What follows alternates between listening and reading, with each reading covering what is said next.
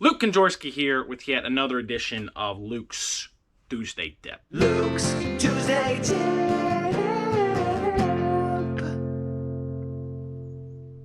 Now today, we're going to talk to you about organizing your screwdrivers. Now what I'm going to do is actually use some things that were left over from a project to help me organize these things. All right, now first thing you're going to do is you're going to grab your wood. And mine just happens to be 10 inches. Well, 9 1/4.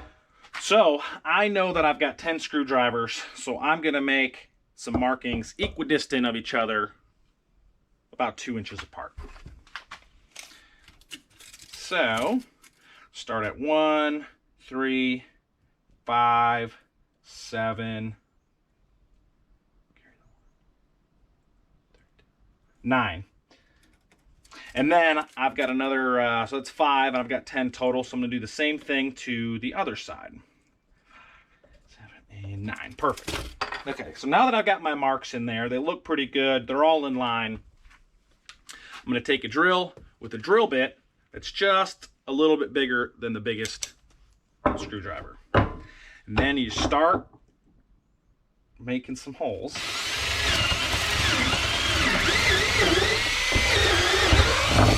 Boom. And I'm going to continue doing that on all of these holes. See that? For each one of that. I'm going to show you what I've already done. All right, now that we got the holes drilled, what I went ahead and did was put some L brackets underneath here to hold this up. But as you can see, this makes this an awesome place to hold all of your screwdrivers in one place.